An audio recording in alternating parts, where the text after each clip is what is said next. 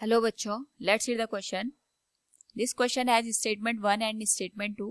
Of the four choices given after the statement, choose the one that best describes the two. First, both statement 1 and statement 2 are correct. Second, both statement 1 and statement 2 are incorrect. Third, statement 1 is correct and statement 2 is incorrect. And fourth, statement 1 is incorrect and statement 2 is correct. Statement 1 is the de Broglie wavelength of molecule in a sample of ideal gas varies inversely as the square root of the absolute temperature.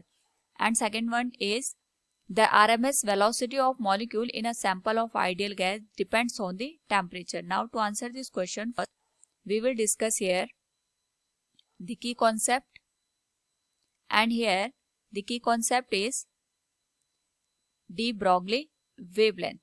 तो अगर हम बात करें यहाँ पे de Broglie wavelength की, it depends upon the momentum of a given particle which is given as mathematically lambda equals h divided by mv. Here h is the Planck constant, mv is the momentum of the given particle. तो अगर हम दोनों statement को individually देखें, the de Broglie wavelength of molecule in a sample of ideal gas varies inversely as a square root of the absolute temperature. तो अगर हम बात करें यहाँ पे टेम्परेचर और जो हमारे पास यहाँ पे वेलोसिटी होती है उसके बीच के रिलेशन की, तो RMS velocity of ideal gas is given as VRMS equals square root of 3 into R into T divided by mk. यानी यहाँ से हम देख सकते हैं जो हमारे पास वेलोसिटी होती है आइडियल गैस की, उसकी जो RMS वैल्यू है होती है that is directly proportional to the temperature with the square root. वो हमारे पास square root of the temperature के डायरेक्टली प्रोपोर्शन में देखने को मिलता है. नाउ यहाँ पे अगर हम बात करें डी ब्रॉगली वेवलेंथ की, वी नो दैट हमारे पास जो डी ब्रॉगली वेवलेंथ गिवन होती है it is given as lambda equals h divided by m into v.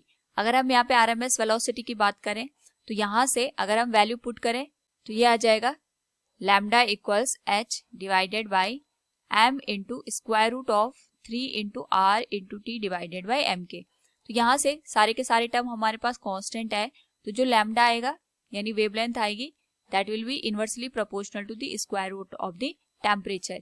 ये हमारे पास टेम्परेचर के इनवर्सली प्रोपोर्शन में होता है, जबकि टेम्परेचर को हम स्क्वायर रूट की फॉर्म में रिप्रेजेंट करते हैं. तो जो हमारे पास स्टेटमेंट 1 है it is the de Broglie wavelength of molecule varies inversely to the square root of the absolute temperature. It is correct one.